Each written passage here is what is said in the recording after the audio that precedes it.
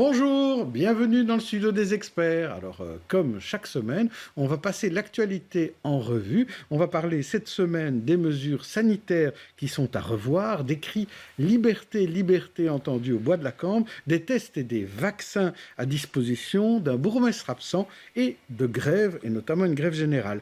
Pour respecter les mesures sanitaires, nous avons deux invités politiques, mais aussi deux experts pour les questionner. Stéphanie Meyer, rédactrice en chef adjointe de BX1, bonjour. Bonjour. Et à ses côtés, Paul Grosjean, rédacteur en chef de Lobby, bonjour. Bonjour.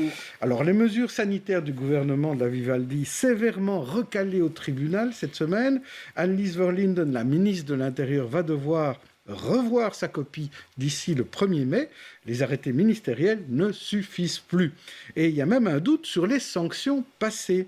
Et jeudi soir, des milliers de jeunes se rassemblent au bois de la Cambre, au cri donc de liberté, liberté, pour justement discuter de ces mesures. Thomas Dufrane et Thibaut Nagy et Michel Guéhière y étaient. 17h au bois de la Cambre, l'ambiance est encore familiale et détendue, mais il y a du monde, trop de monde pour la police qui se déploie. Vers 17h30, une autopompe arrive sur place, c'est la première. La consigne de dispersion est donnée en hauteur et par des agents au sol. Si certains plient bagages, d'autres n'ont pas l'intention de partir. Les policiers avancent alors en ligne, la tension est palpable. Enfoiré de merde! Plusieurs fêtards refusent de s'en aller, même pendant les charges. Entre 18 et 19h, l'évacuation de la plaine se poursuit, à coups de lance à eau et de gaz lacrymogène. Ce que j'ai pu voir, les policiers sont assez violents. Ils envoient des jets, du gaz poivré, ils font des charges avec la cavalerie, etc. Mais à part faire des zigzags entre la foule et les policiers, rien de spécial se passe, j'ai l'impression. Maintenant, moi j'aime bien rester à l'écart, mais il y a des gens un peu plus violents qui restent devant les jets d'eau et qui font que provoquer la police. Donc, Je pense que je vais rester voir un peu la tournure, voir comment ça va se passer au fur et à mesure des heures. Et pourquoi est-ce que vous restez ? Pour voir si ça peut éventuellement empirer. En fait, c'est du voyeurisme après, mais bon, ça fait plaisir d'être là et ça fait plaisir de voir que les gens se bougent pour leurs idéaux. Les opérations durent encore en soirée. Ce matin, on déplore 22 arrestations, dont 4 judiciaires. 26 policiers sont blessés pour 8 participants à ce qui au départ était un simple poisson d'avril, une fausse invitation à un pseudo-festival au bois de la Cambre. Alors, des mesures difficiles à avaler, décidément, Stéphanie Meyer, qu'est-ce qu'il y a à en dire en cette Pour moi, il y a deux problématiques. La première, c'est l'application des mesures existantes. Comment est-ce qu'on les applique et avec quelle marge de tolérance? Et ça, c'est finalement l'appréciation qui se fait, plutôt au niveau local. Donc, des responsables locaux qui donnent les injonctions à la police. Ici, il faut tenir compte de l'ensemble des éléments. Il y a un ras-le-bol de la population, une envie de le manifester. Il fait beau, un besoin de nature. Il y a la situation épidémiologique de l'autre côté. Et puis la cohérence, comment justifier de tolérer un rassemblement comme ça alors qu'on interdit une place sur deux dans les trains, qu'on a fermé les écoles. Et le constat des derniers jours aussi, on a déjà vu des policiers au bois de la Cambre, d'autres week-ends, donner des injonctions et se faire rironner, n'avoir personne qui suit ça. Et donc il y a la crainte de se dire si on laisse passer cet événement-ci, il va y en avoir d'autres et ça va devenir ingérable. Donc au niveau local, quand il a fallu décider du traitement, il a fallu tenir compte de beaucoup de choses, c'est pas évident. L'autre point, c'est les règles qu'on prend et le débat démocratique qu'il y a autour de ça. Et ça, c'est toute une question beaucoup plus large qui est posée. Et qui revient maintenant finalement avec ce qu'on appelle la loi pandémie, qui doit être discutée au niveau fédéral. Il y a le tribunal de première instance, on l'a dit, qui oblige le fédéral à donner une base légale finalement à toutes les mesures de restriction des libertés qui ont été prises dans le cadre de cette pandémie Covid. Et ça doit être pris dans les 30 jours. Donc ce débat va s'accélérer. Il pose vraiment beaucoup de questions sur le fonctionnement finalement de la démocratie. Et vous, Paul Grosjean ? Moi, je vais me laisser aller un peu de romantisme en ce week-end de Pâques et ça me fait penser à la Muette de Portici, qui était donc un opéra qui était le point de départ de la Révolution belge. Ceci est tout à fait historique. Et je me dis jusqu'à quel point cette boum ne pourrait pas être le départ d'une révolution. Maintenant, c'est l'avenir qui nous répondra à cette question, évidemment, mais parce que ça pourrait se répéter forcément, ce genre de réunion qui dégénère, entre guillemets. Sauf qu'il fait moche, hein, ce week-end et les jours à venir. Et liberté, c'est un peu ça le leitmotiv de la foule, entre guillemets, si ce n'est que malheureusement, comme toujours, les bonnes intentions sont souvent divergentes des gens qui viennent infiltrer ce genre de rassemblement, on l'a déjà vu, donc c'est systématique en fait. Je crois qu'en temps normal, la politique de Philippe Claus, qui est plutôt équilibrée entre effectivement une forme de rigidité, une forme d'autorité et une forme de tolérance, peut-être qu'en temps de pandémie, cette politique équilibrée devrait être moins laxiste, moins tolérante et peut-être plus dure, entre guillemets, mais bon, maintenant on est pris dans un système sur lequel on ne peut plus revenir malheureusement, donc ce n'est pas facile du tout pour les autorités. Mais Alexander De Croo a dit vendredi que c'était inacceptable. Et notre graphiste Coucou Charles, lui, s'est intéressé à ces respects des mesures gouvernementales dans le bois de la Cambre, en se disant que finalement, jouer au frisbee, c'était dangereux aussi, et on risquait une amende de 250 €. Donc, allez hop, confisquer le frisbee, 250 € d'amende pour tout le monde. On va accueillir à présent nos deux invités politiques, deux ex-bourgmestres du nord de Bruxelles, 16 ans et 12 ans au compteur de bourgmestre, un chrétien et une socialiste, un germaniste et une documentaliste, comédie et ténacité au programme.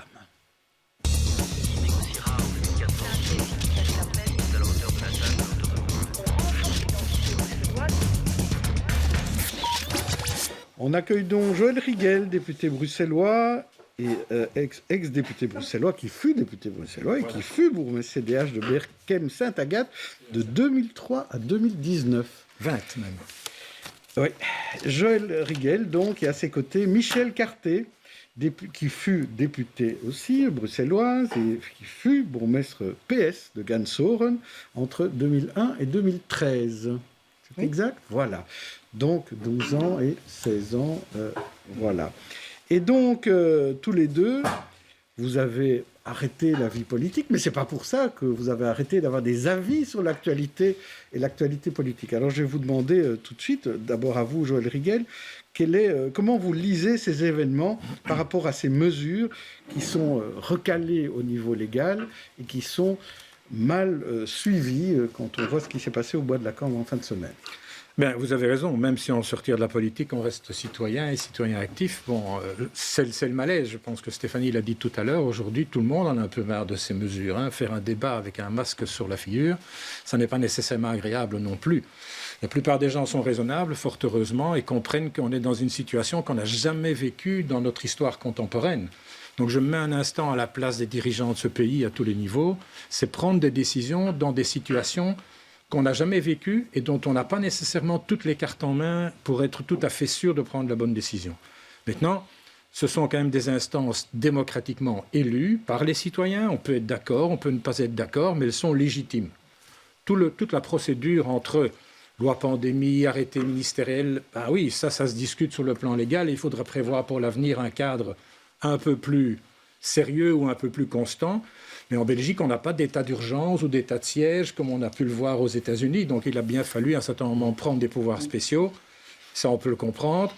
Il y a eu des débats dans les parlements, peut-être pas assez, mais il y en a eu. Mais il en faudra encore davantage pour qu'on cadre ce genre de choses. Pourquoi ? Ben parce qu'on touche quand même à nos libertés fondamentales. On s'intéresse à nos données personnelles. On nous scanne quasiment en permanence et ça devient un peu inquiétant si ça n'est pas cadré par une loi, c'est bien évident. Michel Carté, est-ce qu'aujourd'hui, quand vous voyez tout ce qui s'est passé, vous vous dites « Ouf, je ne suis plus bourgmestre » Je dis non, plutôt triste de voir ce qui s'est passé hier, parce que ça, c'est absolument inacceptable. C'est triste parce qu'on compte aussi sur le bon sens des gens, des jeunes. Et il ne faut pas mettre les jeunes dans le même sac. Hein. Il y a plusieurs jeunes, il y a plusieurs groupes de jeunes. Il y a des jeunes qui sont tout à fait conscients. Il y a des jeunes qui vont d'ailleurs aider dans les associations, etc. Mais là, ce qui s'est passé hier, c'était de la provoque. C'est passé jeudi, hein. Oui, tout à fait. Donc au bois de la Cambre, oui. et ce qui peut encore se passer à d'autres moments. Ce que je voudrais dire, c'est je suis un petit peu attentif quand vous dites que les mesures sont recalées. je pense qu'il faut être un peu plus nuancé. Ce ne sont pas les mesures qui sont recalées. Je pense que l'ordonnance du tribunal de première instance ne met pas du tout en cause l'opportunité des mesures, mais met en cause surtout la manière dont elles ont été décidées. Parce que, et en quelque sorte, cette ordonnance remet au centre du jeu, si je puis dire, l'état de droit. Et ça, c'est important. Ça, c'est important parce que quand il y a des mesures qui portent atteinte, effectivement, à notre liberté, il est important que le fonctionnement démocratique d'un état de droit soit assuré, et notamment par des débats parlementaires dont c'est le rôle, mais avant la décision. Oui, mais pourquoi et pas après par des arrêtés. Pourquoi il a fallu attendre un an pour se rendre compte? Pourquoi est-ce qu'il a fallu attendre un an pour se rendre compte de cela?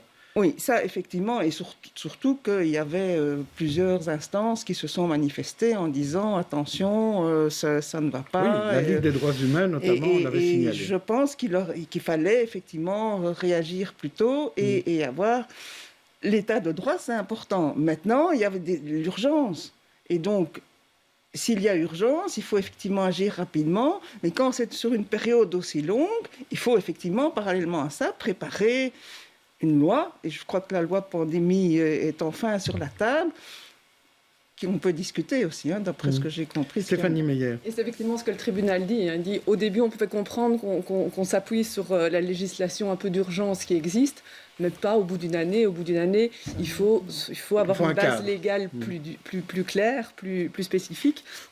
Et ce qui est intéressant aussi, c'est quand le soir, au prix par Belga attitré, l'État belge est condamné à lever toutes les mesures Covid, il y a une sorte d'embrasement comme ça sur les réseaux sociaux, partout, en disant « Vous vous rendez compte, tout est annulé, on va tout supprimer, on peut enlever le masque, on peut recirculer, tout ça. » Ça a été compris comme ça dans le public, alors que c'était le tribunal condamne l'État à prendre, à créer une base légale sur laquelle s'appuyer pour mettre ces mesures en place. Il a 30 jours pour le faire.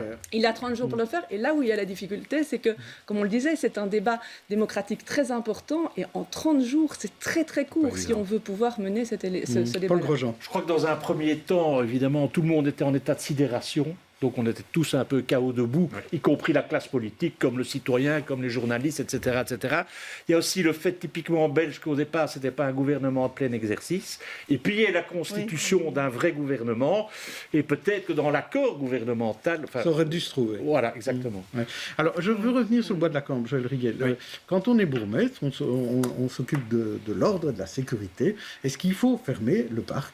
Est-ce qu'il faut fermer un parc quand on sait qu'il va y avoir un rassemblement de centaines ou de milliers de personnes? Je pense qu'il faut travailler un peu sur tous les plans. C'est pas évident pour un bourgmestre de gérer ce genre d'événement parce que voilà, on peut comprendre. Je pense que tous les bourgmestres comprendront que leur population, qu'elle soit jeune ou plus âgée, a envie d'un peu de liberté, d'un peu d'air, de se rencontrer, de se voir, de se parler, de boire un coup.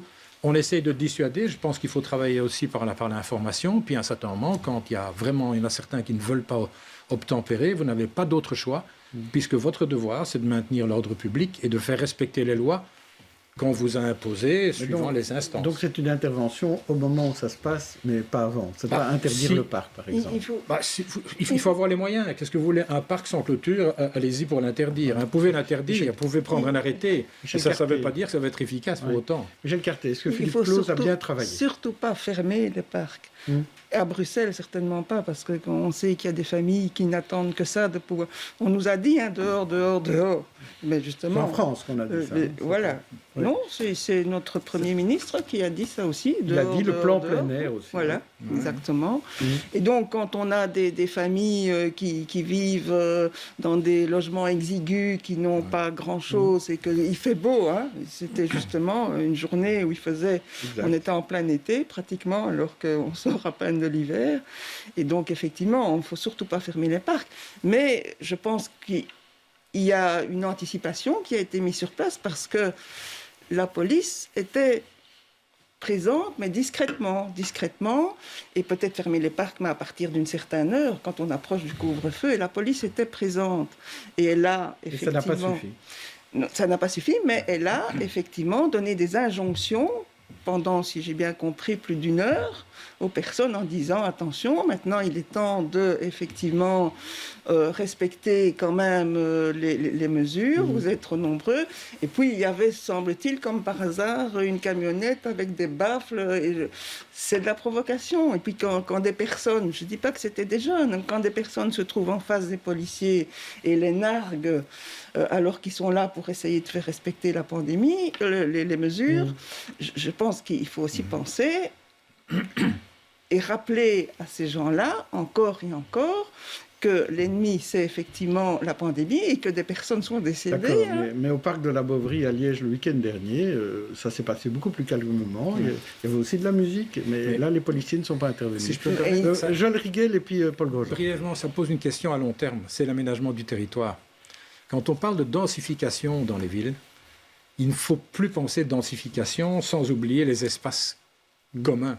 Et je trouve qu'il y a un gros effort à faire de planification dans les grandes villes comme les nôtres, comme Bruxelles, dans les grandes agglomérations, pour garder précisément tous ces poumons de respiration, que ce soit des parcs, des zones de sport, des zones de rencontre, des spectacles en plein air, même si la météo n'est pas toujours favorable, peu importe. Mais il faut des espaces de rencontre dans des villes. Il faut faire attention à ne pas construire des quartiers ou laisser se densifier des quartiers qui empêchent ce genre de respiration. Je pense qu'il y a des mesures maintenant qui effectivement réglementent quelque peu l'évolution urbanistique qui sont en cours. Donc on ne fait pas tout et n'importe quoi à Bruxelles. Paul Grosjean. Je constate qu'avant, la population se réunissait devant la bourse quand il y avait un événement très fort, etc., etc. Et en fait, le bois de la Cambre est en train de prendre cette place. Et là, c'est un peu le serpent qui se mange la queue. C'est la ville de Bruxelles qui crée cet appel d'air vers le bois de la Cambre. Ça, je peux vous garantir qu'il y a 5 ans, le même rassemblement n'aurait pas eu lieu, si je puis dire, au bois de la Cambre.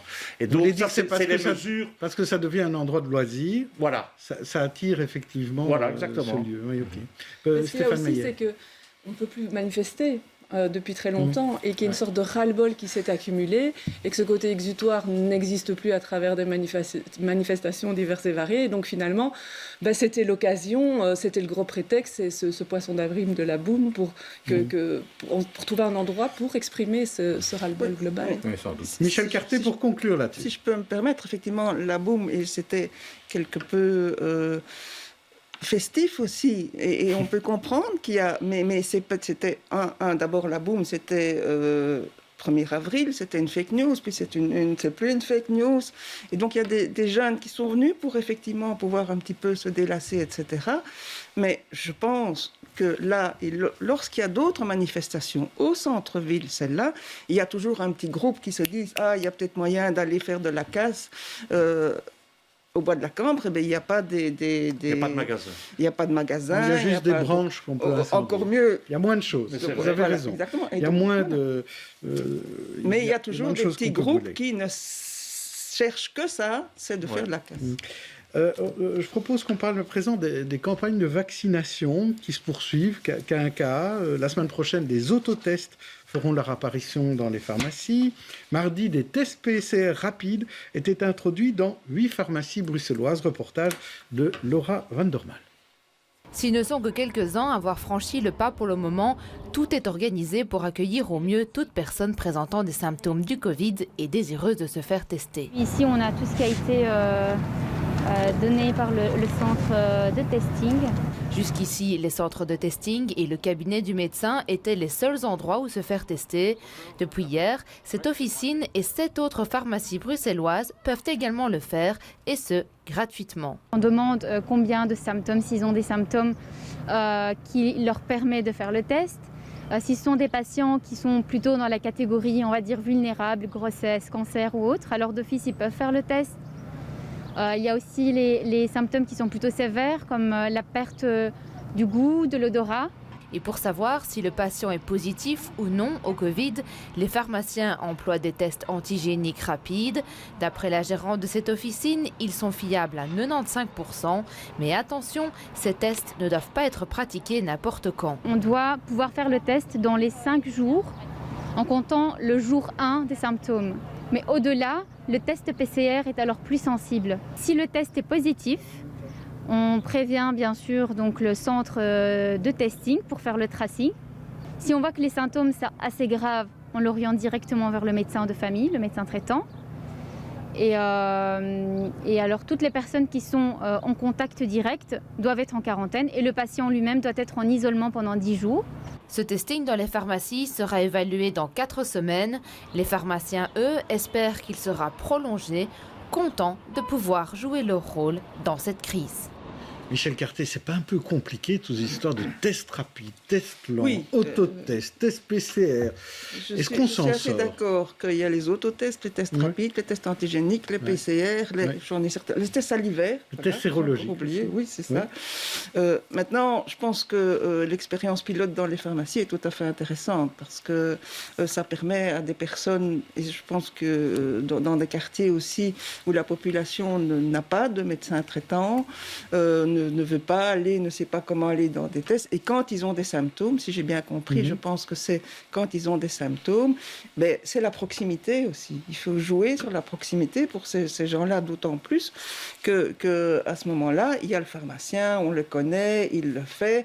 Et si effectivement c'est positif, on est sûr que c'est positif. Si c'est négatif, il faut quand même encore vérifier. Je pense que 7 jours après, c'est plus prudent. Et, voilà. Et à signaler que les centres de dépistage existent toujours. Ceci est en plus. C'est une décentralisation. Oui, exactement. Et c'est un test pour voir si on peut le faire dans toutes les pharmacies. Joël Riguel, vous trouvez ces systèmes de tests et de vaccination simples, faciles à comprendre pour les citoyens? Pas nécessairement, mais la question que je me pose, et je ne suis pas spécialiste, et pour moi c'est une question ouverte, pourquoi si tard? Ça fait quand même 1 an qu'on est occupé avec cette pandémie, on arrive à installer des tests dans les pharmacies 1 an après le début. Donc ça veut dire ou bien ils n'étaient pas disponibles, ce que je peux comprendre dans une première vague, ou bien on ne les a pas mis à disposition assez rapidement. Moi, je pense, par exemple, au début, j'étais encore bourgmestre lors de la première vague, où on a essayé d'obtenir et de demander à l'administration et au gouvernement des tests dans les maisons de repos, ça nous a été refusé. Donc ça, c'est quelque chose qui reste pour moi un gros point d'interrogation. Pourquoi nous a-t-on refusé des tests à cette époque-là déjà, alors qu'on aurait pu sans doute éviter un certain nombre de désagréments et même de deuil, je pense, franchement. Mais non, je pense qu'il y a, comme le disait très bien Michel, les pharmaciens sont proches, ils ont déjà pas mal de boulot, ceci dit, mais les pharmaciens sont proches, il y a les maisons médicales, il y a les communes qui peuvent aussi aider, mettre de l'infrastructure à disposition et davantage prendre les communes comme partenaires. Ce serait peut-être aussi une piste qui n'a peut-être pas... On a un peu oublié les premières lignes. Voilà, je trouve qu'on a tendance à imposer beaucoup de choses aux premières lignes et quand les premières lignes se proposent de faire des choses, on les remballe d'un revers de la main. Les 4 communes du Nord-Ouest, Gansourne, Berken, Kuckelberg et Jette, ont proposé d'organiser un centre de vaccination dans leurs locaux. Et on a dit non, c'est pas nécessaire. Il y a le SN. On en a assez comme ça. Bon, moi je veux bien, mais... Paul Grosjean. Pourquoi on a attendu? C'est l'inertie, le poids de l'administration, la bureaucratie, la technocratie, un système hospitalo-centré qui est catastrophique.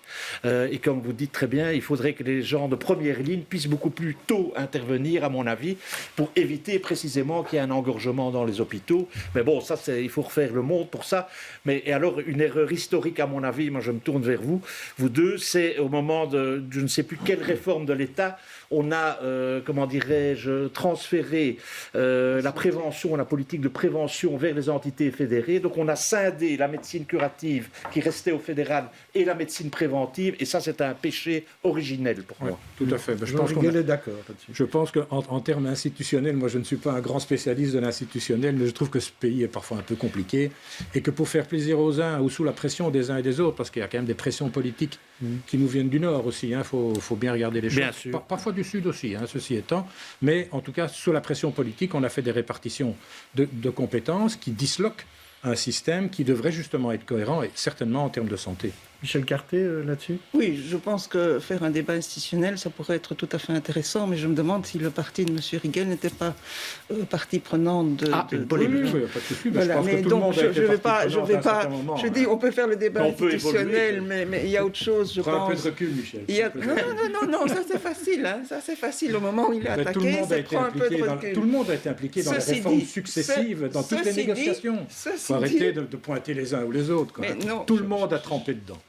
Ceci dit, je pense que ce qui a été dit, je ne sais plus par qui, ce sont les communes, effectivement, qui ont un rôle aussi important c'est la proximité, ce sont les pharmaciens, ce sont les médecins traitants aussi, et ce sont les communes. Alors il y a des communes qui sont hyper actives et qui accompagnent et qui complètent l'information, et il y a d'autres communes, une que je connais bien, qui effectivement est plutôt attentiste, attend un petit peu les communiqués et puis relaye les communiqués. Vous parlez de Gansoren, j'essaie de décrypter, exactement. C'est pas toujours facile. Vous avez, donc le bourgmestre compagnie ne vise personne, je dis qu'il y a des communes qui sont proactifs, qui sont inventifs, qui sont proches de leurs citoyens et qui informent régulièrement. Il y en a d'autres qui le sont moins. Et une que je connais bien, mais c'est un peu regrettable parce que les personnes sont perdues, quoi.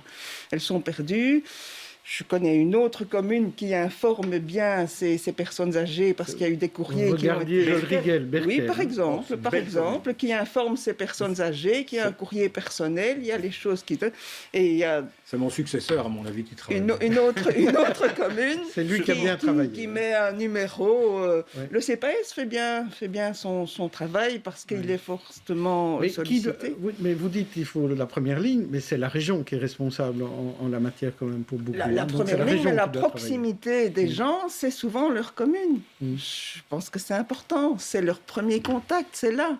Qu'au moins qu'on les relaie. Mais je pense que c'est fondamental pour les personnes, surtout les personnes âgées aussi. Pour conclure, Stéphanie Meyer. Alors simplement qu'il y a aussi des autres tests qui commencent maintenant, c'est ceux dans les entreprises. Et donc c'est aussi une manière de toucher un autre public, c'est via les entreprises, puisqu'il y a ces tests rapides qui sont lancés et qui sont faits par du personnel médical. C'est organisé par la médecine du travail. Et donc là, en fait, j'ai l'impression qu'au début, c'était très compliqué de se faire tester. On faisait des files énormes, puis ça s'est régulé, ça fonctionnait bien. Et là, maintenant, on a vraiment tout qui arrive en même temps. Donc ces tests en entreprise, les tests, le projet pilote qu'on vient de voir en pharmacie. À partir du 6 avril, les autotests vendus où chacun pourra le faire chez soi. Et donc, tout à coup, tous les outils arrivent en même temps. Les tests salivaires, ça fait un moment qu'on les fait, effectivement. Mais là, on ne parle que des tests, on ne parle même pas des vaccins, effectivement. Je vous propose de passer à notre galerie de portraits de personnalités qui ont fait l'actualité de la semaine, nos têtes d'affiche, et à vous de choisir celui ou celle qui vous inspire en bien ou en mal. Et on va commencer par Joël Riguel. Je vous en propose 4. D'abord, Laurent Gbagbo, le président ivoirien exilé et acquitté, exilé à Bruxelles. Iseult, la française exilée, chanteuse. Patrick Juvet, chanteur, suisse, disco, décédé à 70 ans. Ou Mohamed El Markouchi, le boxeur, ayant enfin obtenu sa ceinture IBO. Alors, qui choisissez-vous? Laurent, Iseult, Patrick ou Mohamed? En ce qui me concerne, vous connaissez mon penchant pour la culture et pour la musique, donc je vais peut-être choisir la chanteuse. En plus, c'est un petit clin d'œil à nos amis français, en leur disant, vous voyez, tiens, une Française d'origine africaine qui choisit Bruxelles parce qu'elle considère, elle se sent mieux acceptée, mieux reconnue. Donc voilà, c'est un petit clin d'œil que je fais à nos amis français, puis c'est une excellente artiste. Et moi, je trouve qu'aujourd'hui, les artistes souffrent tout particulièrement, j'en connais beaucoup qui souffrent de cette situation, et avoir des artistes emblématiques comme elle et comme d'autres, certainement, eh bien, c'est important pour notre culture et pour notre diversité qui doit devenir un mode de vie, un véritable mode de vie, et qui l'est déjà un peu à Bruxelles. Il y a encore du boulot. Et ça, c'est un bon exemple. Ouais, donc Iseult, un bon exemple. J'ai un autre bon exemple que vous connaissez bien, c'est Serge Lama. Oui. Parce que vous avez décidé cette semaine, enfin il y a quelques jours, de parodier Serge Lama. Et je propose d'écouter un petit extrait de cette chanson que vous chantez, dont vous avez écrit les paroles, mais pas la musique.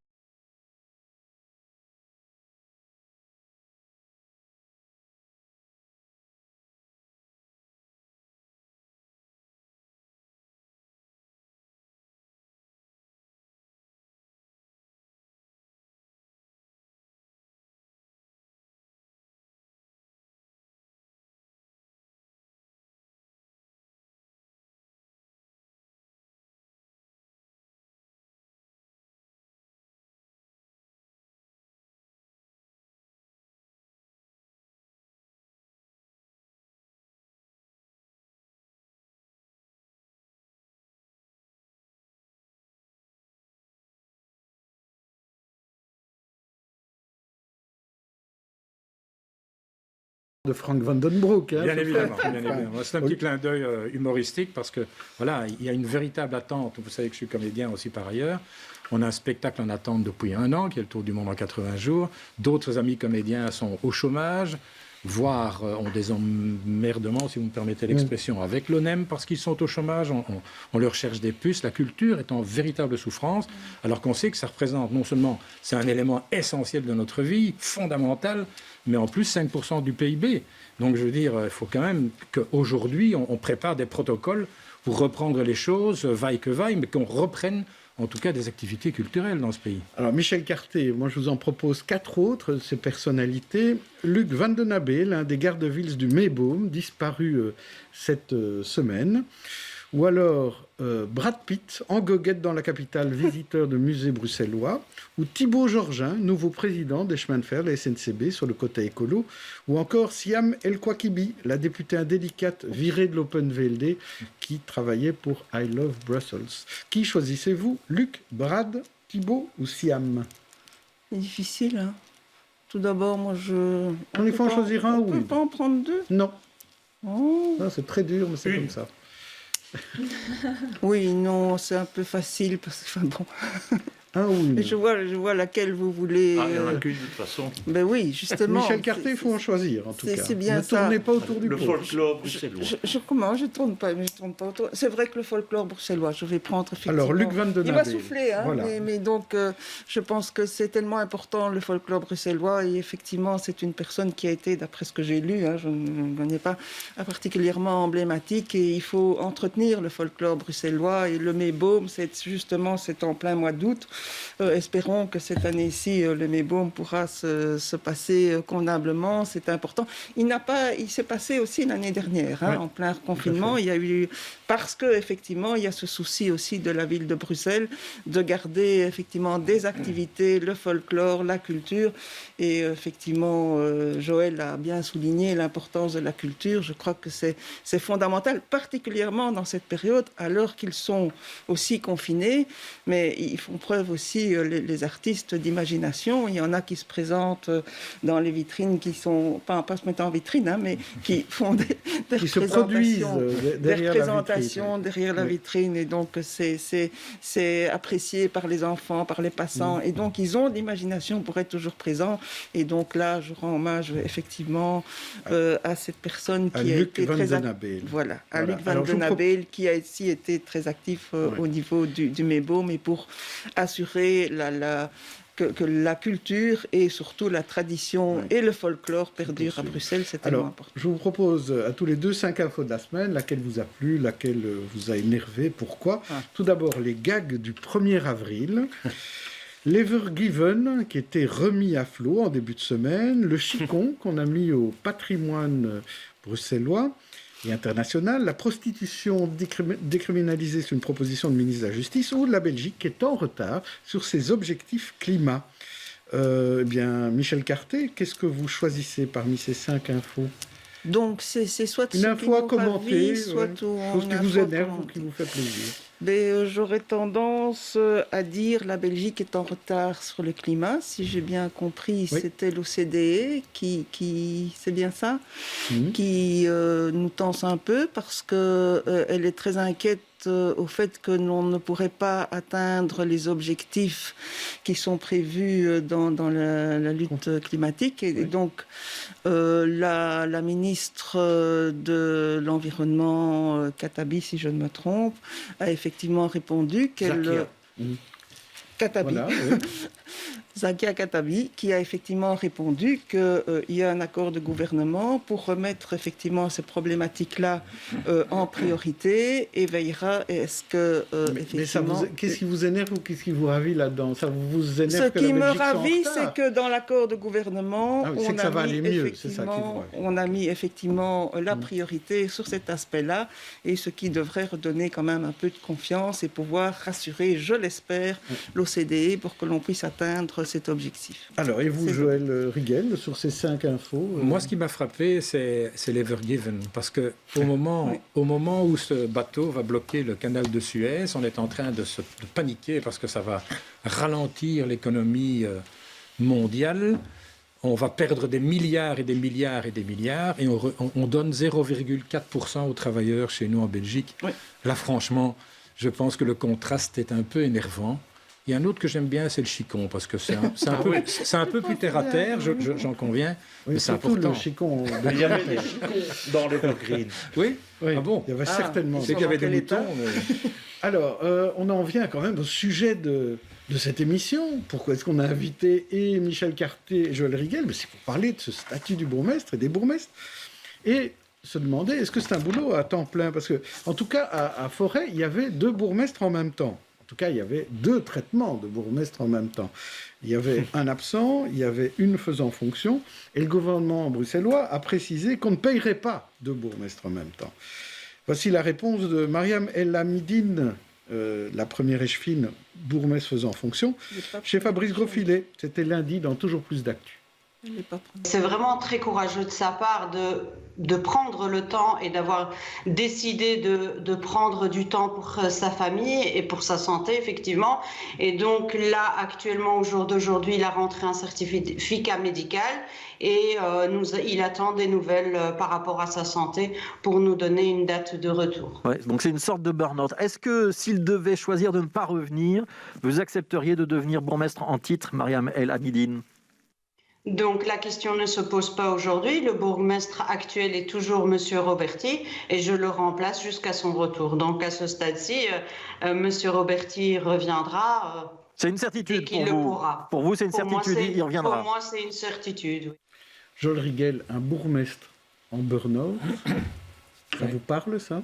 Ben oui, bien sûr, puisque moi c'est un peu ce que j'ai vécu en fin de mandat. C'est pour ça que je suis parti un tout petit peu plus tôt par rapport à la date annoncée. C'est parce que, bon, il faut bien imaginer, et ça les gens ne se rendent pas compte, le poids qui pèse sur un bourgmestre qui vit et travaille sur le même lieu 24 heures sur 24, est appelable 24 heures sur 24, est considéré comme responsable de tout, y compris au civil, y compris parfois au pénal. On a traîné des bourgmestres au pénal alors qu'ils n'avaient rien fait personnellement, et où il y a fort peu de garanties. Alors, la loi communale ne prévoit rien quand un bourgmestre, sauf quand il est malade, on peut continuer à le payer. Mais s'il a un souci, il n'y a pas de salaire de remplacement. C'est quand même pas logique, puisque beaucoup de bourgmestres, soit le font en plein temps, soit ont dû abandonner une partie de leurs activités professionnelles à côté. Et dans le cas qui nous occupe, c'est toujours délicat. Quand vous avez un membre de la famille qui est en maladie, moi j'ai vécu ça, je n'étais pas encore bourgmestre, ben vous avez familialement un peu des obligations quand même à soutenir cette personne. Donc je pense qu'il faudrait se pencher sur le statut des bourgmestres, parce que ce sont des gens qui sont corvéables et taillables à merci, mais dont on ne reconnaît pas toujours la difficulté dans le travail et la difficulté du mandat aussi. Quand vous êtes député, vous avez fait une longue carrière, vous avez un traitement de sortie et une pension. Quand vous êtes bourgmestre et que vous arrêtez du jour au lendemain, quelle que soit la raison, vous n'avez plus rien du tout. Or, si vous avez abandonné votre poste quelque part, si vous êtes détaché d'une administration, ou comme moi j'étais prof, je pouvais retourner. Mais ceux qui ont abandonné un métier d'indépendant ou un métier de salarié, ils n'ont plus rien. Donc est-ce que c'est logique? Et vous, Michel Carté, qu'est-ce que vous pensez de cette situation? Tout d'abord, je pense que le bourgmestre de Forêt, je lui souhaite un bon rétablissement parce que ce sont des situations difficiles, probablement, que la charge de bourgmestre est très lourde et donc on ne peut que souhaiter qu'il puisse se rétablir au plus vite. Maintenant, quand un bourgmestre est absent, soit pour des raisons de vacances, heureusement on peut souffler de temps en temps, il y a effectivement, il désigne un représentant qui est délégué bourgmestre, et s'il ne désigne pas, c'est le premier échevin. La dame d'écolo n'était pas première échevine, mais Mariam El Hamidine a été désignée par le bourgmestre, mais elle n'est pas première échevine, ça dépend des accords, les politiques, etc. Donc voilà, donc ça c'est important. Je pense que, comme l'a dit Joël, il faut absolument être plus précis quant au statut du bourgmestre. qui a effectivement, il est sur le pont en permanence et il doit faire souvent des choix personnels pour pouvoir assurer sa charge convenablement. Ce qu'il y a aussi, c'est que en ce qui concerne la situation de forêt, le ministre qui a maintenant la compétence sur les communes, M. Clerc-Failly, a bien reconnu qu'il y a un flou à ce moment-là. Quand c'est une longue période comme ça d'absence, il y a un flou. Et donc, il faut savoir que la loi communale est en instance d'être révisée. Je pense que le cabinet du ministre en charge des pouvoirs communaux, qui était M. Vervoort précédemment, a déjà travaillé et il y a des éléments sur la table qui sont maintenant travaillé en continuité par M. Clerc-Failly et je pense que le Parlement va être amené probablement dans les prochains mois à discuter de différents éléments de cette loi communale qui va être revue, notamment au niveau de la revalorisation des mandataires communaux. Je pense donc c'est augmenter les mandataires, mais ce n'est pas tellement ici la question. C'est plutôt le statut, Stéphanie Meyer. Parce que vous avez un statut un petit peu, pas vraiment salarié, pas vraiment indépendant, c'est un statut un peu inexistant, atypique. Il y a quand même la question des salaires, parce que le salaire des bourgmestres et des échevins est proportionnel. C'est un calcul un peu compliqué, mais au nombre d'habitants qu'il y a dans la commune. Donc si on est à la tête d'une grosse commune, on est correctement doté. Quand c'est une petite commune, c'est plus compliqué. Et quand on est échevin et qu'on remplace un bourgmestre, qu'on fait bourgmestre faisant fonction, mais que le bourgmestre garde son salaire et donc on continue à faire ce travail-là avec son salaire d'échevin qui est de 60 à 75% celui du bourgmestre. Donc si on est dans une petite commune, ça devient un petit peu plus serré aussi. Donc il y a cette question de la revalorisation salariale, mais qui avait été discutée il y a longtemps, notamment en lien avec la question du cumul et des cumuls, puisqu'il y a des élus qui sont aussi députés. Parce que ici, dans le cas de Michel Carté et Joël Riguel, ils étaient députés et ils étaient bourgmestres en même temps, ce qui aujourd'hui n'est plus possible pour les grandes communes, c'est encore possible pour les petites. Paul Grosjean. Je trouve qu'il faut penser aux bourgmestres, je ne dis pas par flagornerie, mais c'est vrai qu'ils ont un métier incroyable et il faudrait presque un service pour éviter le burn-out. Je sais qu'au niveau des médecins généralistes, par exemple, il y a un service parce qu'il y a des cas de burn-out auprès des généralistes également, ce qui est assez significatif, ce sont des gens qui apportent la santé et idem au niveau des bourgmestres. Et donc, je trouve qu'il faudrait être attentif à ce phénomène de burn-out chez les bourgmestres. Comme dans d'autres professions, évidemment. Oui, comme dans d'autres professions. Mais bon, le bourgmestre, comme le dit très bien M. Riguel, joue un rôle quand même fondamental dans sa commune. Et donc, je trouve qu'il devrait pouvoir faire appel à une aide, c'est ça que je veux dire, et que ça n'a rien de déshonorant de vouloir être aidé, comme un médecin, même s'il est là pour donner la santé, peut lui aussi avoir des problèmes de santé, tout simplement. Avec la pandémie ici et toutes les mesures qui ont dû être prises, le rôle du bourgmestre a quand même pris une autre ampleur. Il y a des charges en plus qui sont arrivées, des responsabilités différentes. Et on a vu que les bourgmestres sont devenus quand même en premier rang à devoir prendre des mesures déclinées sur leur commune, parce que chaque commune ou certains quartiers ont des spécificités et les mêmes règles pour tous ne correspondent pas tous. J'ai une question peut-être plus large sur votre expérience de bourgmestre à tous les deux, et d'abord pour Michel Carté. Est-ce que vous pensez que vous avez été trop longtemps bourgmestre ou pas assez longtemps bourgmestre ? Pourquoi vous m'adressez ça à moi? D'abord à vous, et après, Joël Riguel répondra aussi. Trop longtemps, pas assez longtemps. Moi, je ne vais pas revenir sur ce qui s'est passé à Gansorn. Donc, non, mais sans rentrer dans le détail, est-ce que vous vous dites que finalement, vous auriez pu faire davantage ou que finalement, c'était peut-être Je pense qu'il faut... Quand on regarde ça avec un peu de distance... On se met dans le bain progressivement. Il faut être conscient, effectivement, de ses responsabilités, qu'on est à la tête d'une commune, c'est pas n'importe quoi. Il faut effectivement pouvoir se reposer sur une équipe. On est là, effectivement, à présider un collège, mais c'est aussi... Le collège, c'est un terme qui dit collégial. Et donc, c'est-à-dire qu'il faut travailler en collégialité, mais tout en ayant la première responsabilité. Ma question, c'est est-ce que 12 ans, c'était trop, ou juste assez, ou pas assez? C'est difficile à répondre parce que, moi, c'est une situation différente, puisque normalement, j'étais bien repartie pour encore un mandat, mais qu'il y a eu des situations qui ne sont pas tout à fait reluisantes, et je ne souhaite pas du tout revenir sur cette situation-là. Est-ce que c'était trop ou pas assez? J'avais goûte trop peu parce que j'aurais pu, et que j'avais eu la légitimité électorale, j'aurais pu approfondir encore ce qui avait été mis sur le métier. Donc je réponds à votre place, c'était trop peu. Et vous, quand vous regardez avec un peu de distance, Joël Riguel? Moi, je suis content de l'avoir fait. Ça m'a passionné vraiment. La politique, j'en ai fait pendant 45 ans. J'étais présent pendant 32 ans au conseil communal. J'étais échevin, bourgmestre, député. J'ai eu des cycles dans ma vie. J'ai été 17 ans prof, j'ai été 15 ans député, j'ai été 17 ans bourgmestre. À titre individuel, à un certain moment, il faut savoir se mettre des limites. Et puis, voilà, moi j'ai arrêté par le Parlement après 15 ans en ayant le sentiment d'avoir donné ce que je pouvais donner et que garder la place sans laisser monter la jeune génération, c'était pas très logique.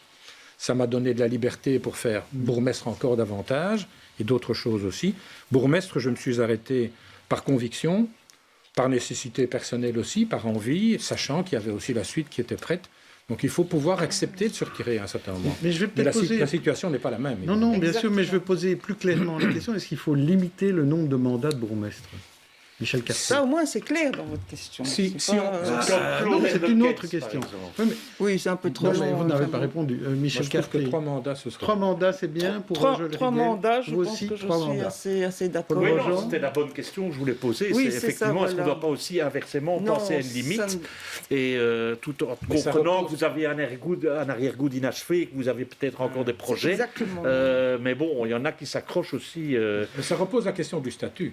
Voilà. Mais voilà, à certains moments, c'est parce que 18 ans, si vous vous retirez de votre boulot pendant 18 ans, vous perdez le contact avec la réalité économique, la réalité technique, que c'est encore. Donc c'est sous réserve d'un vrai statut. Michel Cartier, pour conclure là-dessus. Oui, je voudrais souligner aussi qu'il faut avoir la possibilité de pouvoir passer la main dans de bonnes circonstances, ce qui est le cas justement de Joël. Il a pu compter sur des collègues et sur une personne qui a repris le majorat dans de bonnes conditions, qui était sur la même longueur d'onde, qui a partagé une partie des responsabilités, et donc ce qui, moi, n'était pas vraiment la même situation. Mais donc, je pense que là, il faut souligner la façon dont ça s'est passé à Berchem, qui était tout à fait positive. On est très positif sur Berchem, il me semble, de ce côté-là de la table. Ça ne peut que me réjouir. Il y a 2 grèves cette semaine, il y en a eu 2, en tout cas jeudi c'était les crèches, et lundi c'était la grève générale pour les augmentations de salaire. Reportage Jim Moscovitz et Yannick Van Gansbeek. C'est les portefeuilles de tous les ouvriers, de tout le monde en fait. Ils sont vides. On nous demande de faire des efforts, on nous demande tout ça, mais en contrepartie, on n'a rien du tout. Rien du tout, ou presque. 0,4%, c'est l'augmentation maximale sur laquelle les patrons se sont alignés. Un scandale pour les syndicats après cette année de crise sanitaire. 0,4%, c'est inacceptable dans le sens où vous avez ici un rassemblement de travailleurs du nettoyage, du gardiennage et des titres-services. Toutes des personnes qui ont continué à boulotter pendant la crise, et leur salaire à eux devrait être plafonné à 0,4% maximum pour les 2 prochaines années, ce qui est inenvisageable.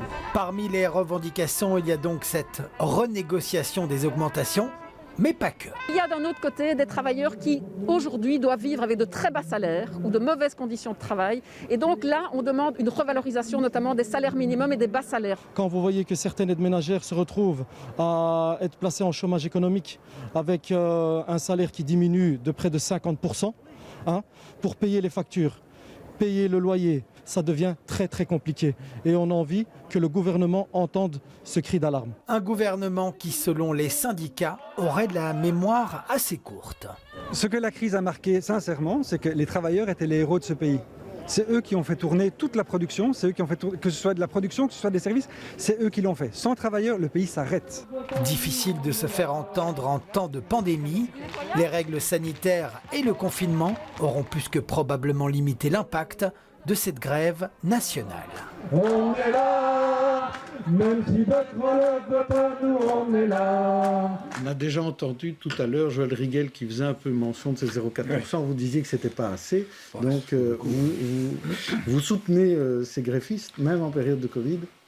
Ils se sont exprimés, on ne peut pas dire que ça a bloqué le pays. Je pense qu'à un certain moment, pouvoir encore exprimer ce genre de sentiments, ça me paraît assez logique. Et l'intervenant parlait surtout des bas salaires. Et aujourd'hui, quand on voit le delta qui existe, mais le delta trop peu important entre une allocation de chômage et un salaire bas, Je trouve qu'à un certain moment, il faut pouvoir remettre un petit peu la balance en équilibre et que ceux qui ont un salaire un peu plus consistant... Donc on ne doit pas élever le minimum moi, je trouve qu'il faut être attentif aux classes les plus défavorisées de ce pays, ceux qui sont en demande de travail, qui ne parviennent pas à trouver. Nombre de gens que j'ai reçus dans mes permanences, merci, qui me disaient, voilà, j'ai quitté le chômage, j'ai quitté le CPS, je suis content, j'ai du boulot, mais là j'avais ça gratuit, gratuit. Maintenant je dois travailler, je dois mettre mon enfant à la crèche, j'en ai 3, comment je fais? Je pense que focaliser un petit peu, il vaudrait mieux donner 0% au salaire moyen et 1 ou 2 ou 3% aux salaires les plus bas, ça c'est mon point de vue. Mais d'adapter, de soulager ceux qui souffrent vraiment dans cette société. Michel Carté. Oui, alors effectivement, la grève qui s'est déclenchée lundi dernier était une grève à cause du blocage de l'accord interprofessionnel, mais aussi au fait que les patrons ont lié cet accord interprofessionnel à l'enveloppe bien-être, c'est-à-dire les allocations sociales, les bas salaires, etc. Alors, effectivement, 0,4%, c'est 3 fois rien quand on sait aussi qu'il y a des sociétés qui ont fait de gros bénéfices pendant la pandémie, la grande distribution, JSK, je pense aussi, c'est assez effectivement injuste aussi par rapport aux travailleurs de ces sociétés qui ont fait un bon boulot. Alors il y a des solutions qui ont été mises sur la table. Je pense qu'il faut aussi parler des solutions. On a parlé, semble-t-il, peut-être d'une prime aux travailleurs, puisque les actionnaires des sociétés qui ont fait des bénéfices... pour les sociétés qui ont fait c'est ça, et donc les travailleurs aient des primes. Mais à ce moment-là, il faut faire attention. Quid de la sécurité sociale? Et donc, ça serait compensé, ça va de nouveau être un coût pour la collectivité. Et il y a une autre solution qui est sur la table et qui me semble personnellement beaucoup plus intéressante, c'est ce fonds de solidarité. Un fonds de solidarité, c'est-à-dire que le patronat payerait 0,2% vers ce fonds de solidarité qui pourrait bénéficier aux sociétés les plus en difficulté. Et donc là, je pense que c'est une piste qui peut être le plus originale, en tout cas. Oui, mais qui est tout à fait intéressant. Paul Grosjean. Moi, sur le fond, évidemment, je comprends parfaitement les syndicats qui ont envie de négocier dans les secteurs qui sont profitables, c'est tout à fait normal.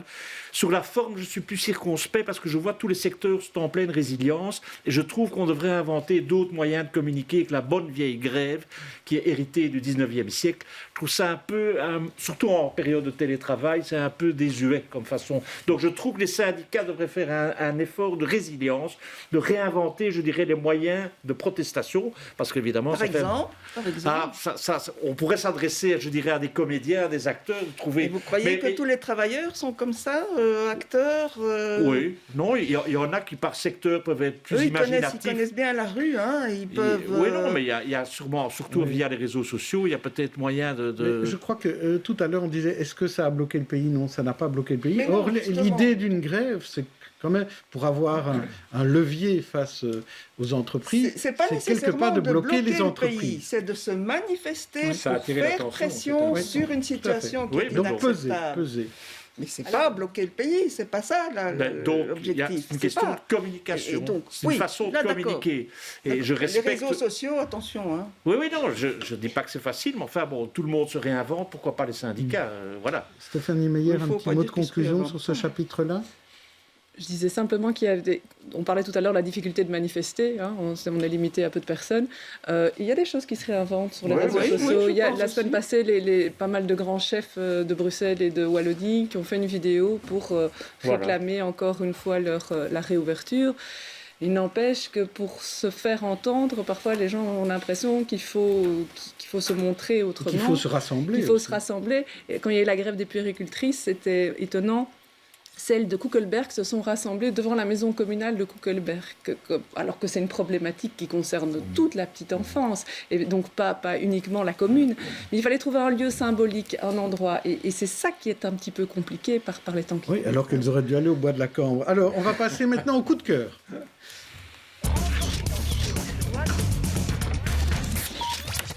Alors Stéphanie, vous avez découvert Une carte sur Internet, alors quelle carte étrange. Oui, c'est pas vraiment une carte, je ne sais pas si on va pouvoir la Oui, voir à l'antenne. C'est les fameux knooppunten en Flandre. En fait, quand vous vous baladez, parce que comme beaucoup de Bruxellois, je me suis mis à la marche intensivement depuis un temps. Et donc, quand on se balade en France, en fait, en Flandre, au détour de chaque petit sentier, on voit des petits panneaux avec des chiffres. Et ces chiffres renvoient à cette carte. Et donc, il suffit d'aller sur un site et on peut se faire son parcours et voir la distance qu'on peut faire. Et voir si on passe par des chemins qui sont bétonnés ou pas. Voilà, ça c'est l'autre possibilité. Et finalement, moi, ça m'a amené à redécouvrir les alentours de Bruxelles, hyper campagnard, vraiment à très très peu de temps d'ici. Et je me rends compte en fait que je connaissais pas du tout la périphérie flamande et que c'est très sympa. C'est tout frais. Hein. Il faut élargir Bruxelles, je crois que c'est ça la bonne conclusion. Oui. Paul Grosjean, vous vouliez parler, vous, de Brad Pitt? Oui, parce que moi je trouve que Brad Pitt devrait être engagé par Visit Brussels. Il a donné un coup de projecteur sur le patrimoine bruxellois, sur la culture bruxelloise. Là, on le voit au musée Horta, qui est quand même un musée fabuleux. Il a mis en avant aussi les musées royaux des Beaux-Arts. Il a mis en avant une galerie bruxelloise qui est la galerie Fkens. Donc je trouve que comme ambassadeur de notre savoir-faire culturel, je trouve qu'il serait un homme parfait. Donc j'invite Patrick Bunting à prendre contact avec Brad Pitt. Ça ne devrait poser aucun problème. Est-ce que c'est payable? Ah oui. En tout cas, là, qui est venu en jet privé. Hein, pour alors, il est venu en jet privé. On ne sait pas s'il s'est fait tester. On ne sait pas s'il y a une quarantaine. Voilà, donc, moi, je vais vous parler rapidement de Full Contact. C'est un doc diffusé lundi soir sur BX1 et réalisé par Stéphanie Trieste. Alors, rendez-vous lundi, c'est à 18h30 pour suivre ce reportage long format qui est consacré aux sans-abri et surtout à leur vie en période de Covid. Donc c'est très intéressant, on y apprend beaucoup de choses. C'est lundi à 18h30. Quelques secondes peut-être pour un conseil ce week-end, une balade sous la neige ou sous la pluie. Joël Riguel. Oui, une balade, effectivement, au départ de Berchem-Saint-Agathe vers la périphérie flamande. Non, je ne crois pas. Pourquoi pas? Je crois que Michel Cartier préférera se balader à Berchem. On a la promenade verte régionale. Voilà. Merci en tout cas à vous tous d'être venus. On se retrouve après le congé, le 24 avril. Au revoir.